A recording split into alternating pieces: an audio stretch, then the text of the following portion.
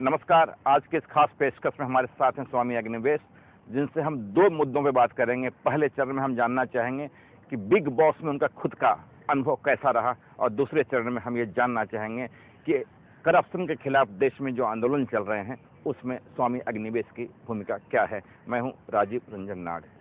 स्वामी जी, आपने 2 दिन गुजारे तीन दिन बिग बॉस में गुजारे, कैसा था अनुभव आपका? 3 दिन 3 रात मुझे बिग बॉस के घर में रहने का जो मौका मिला, उससे मुझे बड़ा गहरा अनुभव हुआ। एक तो जब लोगों ने मुझे इतना मना किया, मत जाना उसके अंदर, तुम्हारी एक तरह से विश्वसनीयता खत्म हो जाएगी, मौत हो जाएगी एक तरह, ठीक है ना। तो डराया गया। क्यों डराया गया? कि वहाँ जो अंदर हैं वो बहुत गंदा व्यवहार कर रहे हैं, गलत कर रहे हैं, आपके ऊपर भी कोई कीचड़ उछाल देंगे, बस कैमरे में कैद हो जाएगा सारा, और फिर आप अपने आप को डिफेंड नहीं कर सकोगे। जिन उद्देश्यों को लेके आप बिग बॉस में गए, उन उद्देश्यों की पूर्ति होती दिखी क्या? जी, मेरा मुख्य उद्देश्य था, जो उसके कार्यक्रम के संचालक हैं उन्होंने मुझे कहा कि स्वामी जी, आपका आना इसलिए ज़रूरी है कि वहाँ अंदर बहुत निगेटिविटी हो गई है, आपस के झगड़े हो रहे हैं और पता नहीं छोटी छोटी बातों पे वो भड़क जा रहे हैं। आप जाइए, एक संत हैं, एक आध्यात्मिक आपकी सोच है, हो सकता है कि आपके रहने से कुछ थोड़ा अच्छा शांति और सद्भावना हो जाए। तो ये मेरे लिए चुनौती थी। मैं उनको एक को भी नहीं जानता था। बाहर की दुनिया में मैं 45 साल से काम कर रहा हूँ, लेकिन उनमें से किसी एक से व्यक्तिगत मेरा परिचय नहीं था। अंदर गया हूँ, पहले सेकंड से कह लीजिए, वो पूजा बेदी मुझे अंदर लेकर के जाती हैं कन्फेशन रूम से। उस समय से इतना प्यार आपस में। मुझे तो 3 दिन में ऐसा लगा जैसे मैं 30 साल से इन लोगों को जानता हूँ, और उनका ही मुझे ऐसा लगा कि व्यवहार में कुछ न कुछ परिवर्तन आया। लेकिन वहाँ जो पीढ़ी थी उसमें पूजा लक्ष्मी के अलावा बहुसंख्यक लोगों को पता नहीं था स्वामी अग्निवेश हैं कौन। कई लोग कह रहे थे कि शायद हाथ देखेंगे, कई लोग कह रहे थे कि ये संत आत्मा है। तो वो आपके ड्रेस पे भी कमेंट कर रहे थे, और ये कहते हुए सुने गए धीरे से कि क्या स्वामी जी का यही ड्रेस है? ये होगा। मतलब लोगों को मेरे बारे में नहीं पता था, मैं उनमें से किसी को नहीं जानता था। कहने का मतलब ये है कि एक अजनबी सी दुनिया में, एक बंद मकान के अंदर, शीशे का मकान, 55 कैमरे लगे हुए, 18-19 घंटे आपके पास वो माइक लगा रहता है, एक बारीक से बारीक आवाज़ पकड़ता है। कोई कैसे रह कर के वहाँ पर निभा सकता है कि उसका कोई मनोविकार ऐसा सामने न आने पाए। तो मैंने ये अनुभव किया कि सहज रूप से मैं रहा। मैं जो बाहर रहता हूँ और दुनिया में रहता हूँ, उसमें मैंने अंतर नहीं आने दिया। सहज शांत अपना दिनचर्या शुरू करता था, उनके साथ बैठ के बातचीत करता, गपशप करता, भोजन करता, जो भी कुछ करता, तो वो भी मेरे प्रति बहुत सहज हो गए। बिग बॉस के हाउस में जाने के दिन ही बिग बॉस ने घोषणा की कि स्वामी जी यहाँ रहने के लिए आए हैं, लेकिन 3 दिन बाद आप बाहर आ रहे हैं। तो क्या आप वहाँ से उब गए थे, या फिर बिग बॉस ने कहा कि आपने? जी नहीं, मेरे इतने कार्यक्रम बने हुए हैं देश विदेश में। अभी मैं रोम और वेटिकन से लौट कर के आया, बहुत बड़ा कार्यक्रम था। अब दोबारा मुझे वियना जाना है, तो इस बीच में मुझे शनिवार को ही वहाँ इटावा जाना था। रविवार के मेरे कार्यक्रम बने हुए थे, तो इसलिए मैंने उनको बता दिया था जाने के समय कि देखिए, मैं इससे ज़्यादा समय नहीं दे सकूँगा। तो उनका ठीक है, हम इसको एडजस्ट कर लेंगे। बिग बॉस के हाउस के अंदर आपने अपने को क्या महसूस किया? आप कहाँ पा रहे थे अपने को? क्योंकि वहाँ जो पीढ़ी थी वो पीढ़ी बिल्कुल चॉकलेट पीढ़ी थी, और आप बिल्कुल अलग बातें कर रहे थे। जैसे आपने कहा चॉकलेट पीढ़ी के लोग हैं, मैंने कहा कि मैं देखूं तो सही। और जब मैंने उनसे बातचीत की, तो वो एक एक मेरे संघर्ष के मुद्दों पर, सती प्रथा के खिलाफ मैंने जब अपनी कहानी सुनाई, वो भावुक हो गए, आंखों में आंसू आ गए। मैंने कन्या भ्रूण हत्या का मुद्दा उठाया, वो कहने लगे हम इसमें साथ देंगे स्वामी जी, जब भी हम बाहर निकलेंगे हम आपके पास आएंगे और हम आपके साथ मिलकर काम करेंगे। कहने का मतलब कि हर एक के अंदर कुछ न कुछ ऐसी तड़प है जिसको थोड़ा कुरेदने की ज़रूरत है।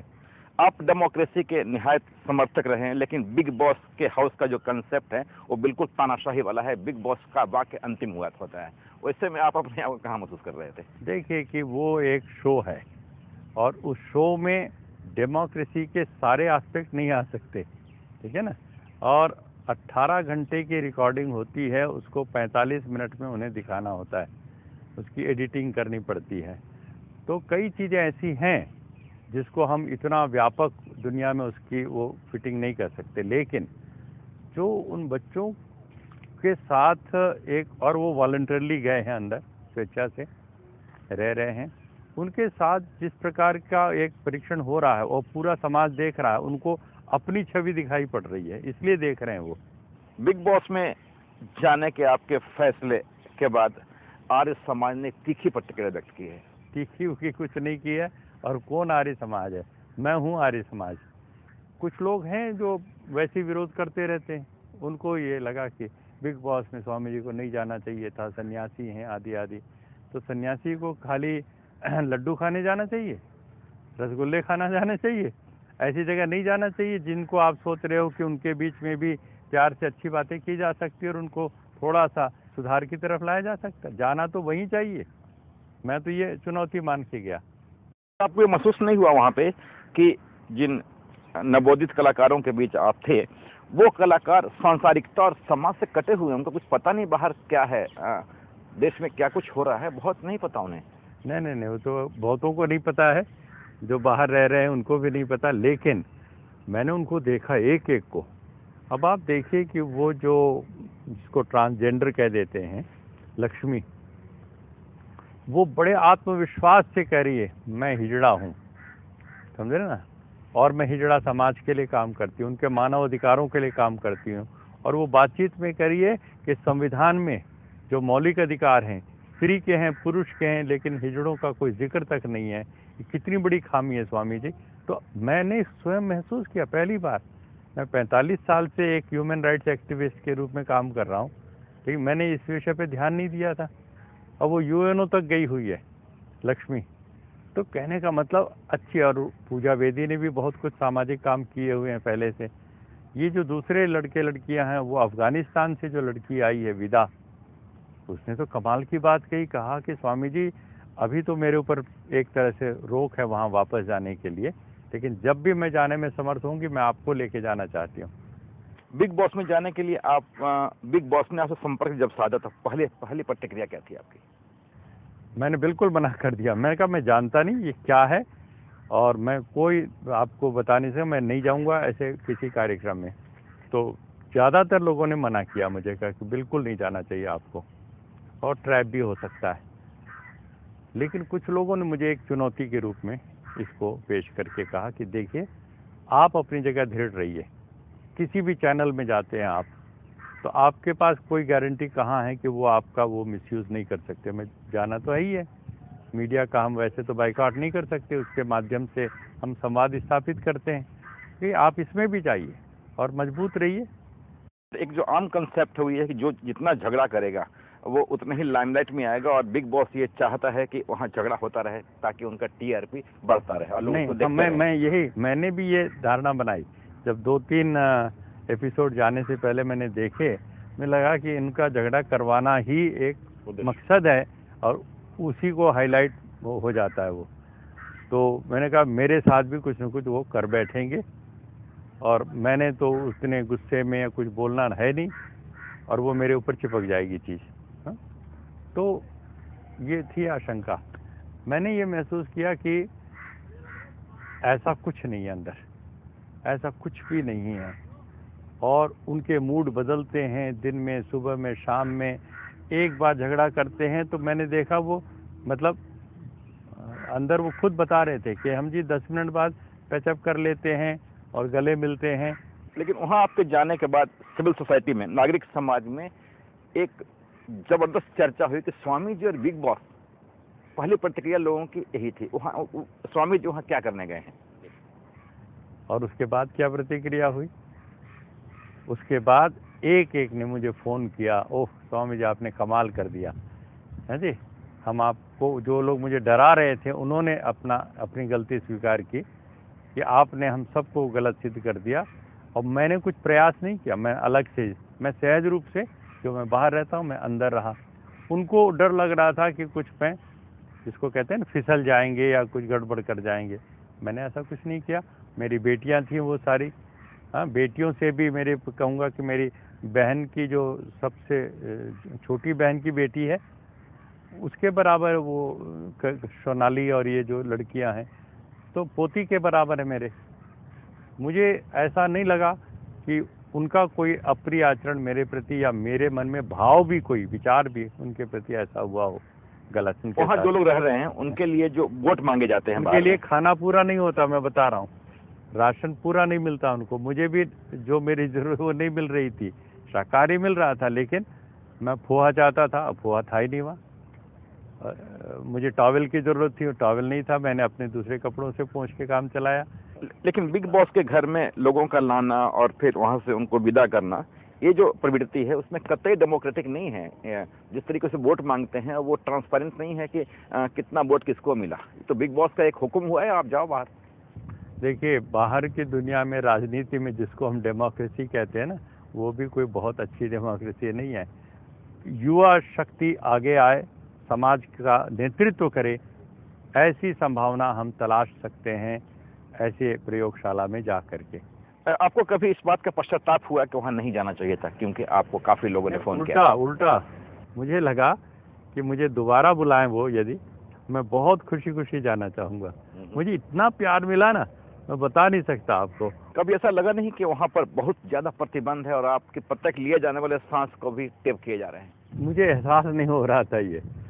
मैं बाहर निकल करके जो लोग मुझे बता रहे हैं कि आपने ये कहा, आपने ये कहा, या ये दिखाया गया, ये मुझे अब पता लग रहा है।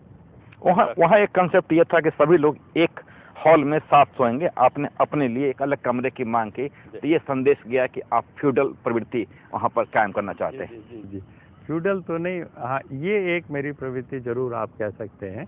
प्रवृत्ति क्या है कि एक सन्यासी होने के लिए मेरी एक छोटी मर्यादा, जिसका मुझे ध्यान रखना था, और वो ये था कि मैं वहाँ मेरी बेटियों के, बहनों के बीच में न सोऊं। तो मैंने बड़े प्यार से रिक्वेस्ट किया, तो उन्होंने मान लिया। राजकुमारी जी जो थी, श्रद्धा। कुल मिलाकर के 3 दिन 3 रातें आपने बिल्कुल हाउस अरेस्ट के रूप में गुजारी? हाँ, मतलब उसको मैं कहूँगा ये वॉलंटरली था, हाँ, और मैं अपने आप को पूरी तरह से सचेत रखते हुए निर्णय लेकर के मैं अंदर जा रहा हूँ, जैसे वो लड़के लड़कियाँ भी गए हुए हैं। तो इसको हम उस तरह की जेल नहीं कहेंगे। हम आखिर कहीं भी जाते हैं, किसी मीटिंग में जाते हैं, किसी सभागार में जाते हैं, तो उतनी देर के लिए तो हम अपने आप को अंदर डाल ही देते हैं। 3 दिन गुजारने के बाद जब आप बिग बॉस से बाहर आए, तो बिग बॉस की पहली प्रतिक्रिया क्या थी? बिग बॉस की प्रतिक्रिया तो मुझे नहीं पता कौन बिग बॉस है, मैंने तो देखा ही नहीं उसको, मिला ही नहीं मुझे पूरे उस कार्यक्रम में। जो आयोजक संयोजक हैं उनको बहुत प्रसन्नता उनके चेहरे पर, स्वामी जी आपने कमाल कर दिया। तो उनको भी शायद उम्मीद नहीं थी कि इतनी शांति अंदर हो जाएगी। उनको शायद अपने टीआरपी का लाभ मिला हो, मुझे नहीं पता, व्यापारिक और व्यावसायिक उनका क्या हुआ नहीं हुआ, लेकिन उनके चेहरे खिले हुए थे। तो ये थी पहले दौर की बातचीत। अगले दौर की बातचीत में हम स्वामी अग्निवेश से ये जानना चाहेंगे कि देश में करप्शन के खिलाफ जो मूवमेंट चल रहे हैं उसमें स्वामी जी अपने आप को कहाँ पाते हैं। फिलहाल एक छोटा सा ब्रेक।